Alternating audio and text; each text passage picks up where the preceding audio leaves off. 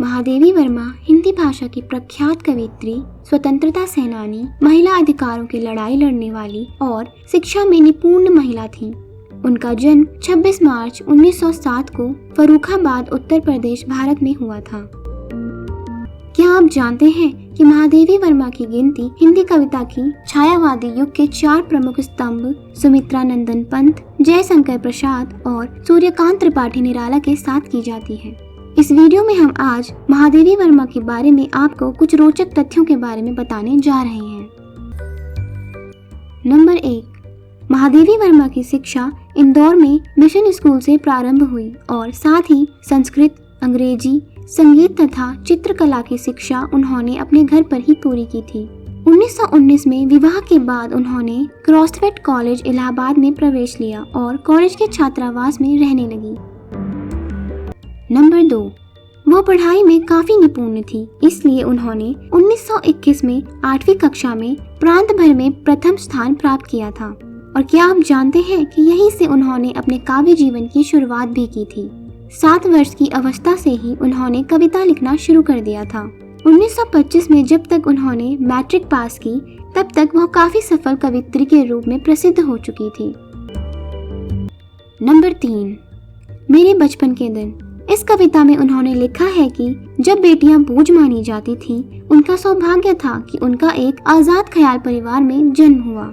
उनके दादाजी उन्हें विदुषी बनाना चाहते थे। उनकी माँ संस्कृत और हिंदी की ज्ञाता थी और धार्मिक प्रवृत्ति की थी। माँ ने ही महादेवी को कविता लिखने और साहित्य में रुचि लेने की प्रेरणा दी थी। नंबर 4, महादेवी वर्मा ने 1932 में प्रयाग विश्वविद्यालय से संस्कृत में MA किया और तब तक उनकी 2 कविताएं संग्रह निहार तथा रश्मि प्रकाशित हो चुकी थी।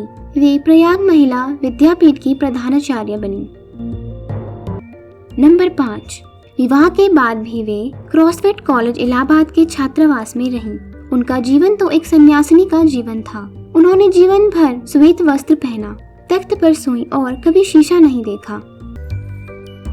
नंबर 6, उनका सबसे क्रांतिकारी कदम था महिला शिक्षा को बढ़ावा देना और इलाहाबाद में प्रयाग महिला विद्यापीठ के विकास में महत्वपूर्ण योगदान देना। उन्होंने महिलाओं की प्रमुख पत्रिका चांद का कार्यभार 1932 में संभाला। 1930 में निहार, 1932 में रश्मि, 1934 में नीरजा तथा 1936 में सांध्य गीत नामक उनके 4 कविता संग्रह प्रकाशित हुए।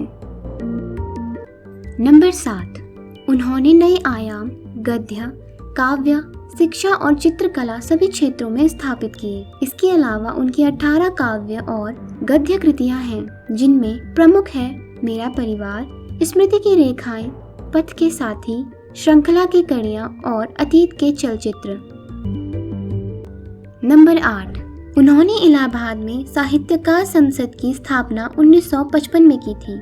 भारत में महिला कवि सम्मेलन की नींव भी उन्होंने ही रखी और 15 अप्रैल 1933 को सुभद्रा कुमारी चौहान की अध्यक्षता में प्रयाग महिला विद्यापीठ में पहला अखिल भारतवर्षीय कवि सम्मेलन संपन्न हुआ। नंबर 9, क्या आप जानते हैं कि महादेवी वर्मा बौद्ध धर्म से काफी प्रभावित थीं? महात्मा गांधी के प्रभाव से उन्होंने भारतीय स्वतंत्रता संग्राम में भी हिस्सा लिया था।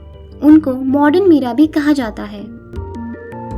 नंबर 10, महादेवी वर्मा को 27 अप्रैल 1982 में काव्य संकलन यामा के लिए ज्ञानपीठ पुरस्कार, 1979 में साहित्य अकादमी फेलोशिप, 1988 में पद्म विभूषण और 1956 में पद्म भूषण से सम्मानित किया गया था। उन्होंने महिलाओं की शिक्षा और उनकी आर्थिक निर्भरता के लिए बहुत काम किया। उन्होंने जो 25 किलोमीटर दूर रामगढ़ कस्बे के उमागढ़ नामक गांव में अपना बंगला बनवाया था, वह अब महादेवी साहित्य संग्रहालय के नाम से जाना जाता है। उन्हें समाज सुधारक भी कहा जाता है, क्योंकि जिस तरह से उन्होंने महिलाओं के अधिकारों और जनसेवाओं के लिए काम किया है, वह सराहनीयपूर्ण है। इलाहाबाद में 11 सितंबर 1987 को उनका देहांत हो गया था। उनके कुछ प्रमुख गद्य साहित्य हैं विवेचनात्मक गद्य, स्मृति की रेखाएं, साहित्यकार की आस्था तथा अन्य निबंध, संकल्पिता, मेरा परिवार और संस्मरण। कुछ प्रमुख कविता संग्रह इस प्रकार हैं: निहार, रश्मि, नीरजा, दीपशिखा, अग्निरेखा।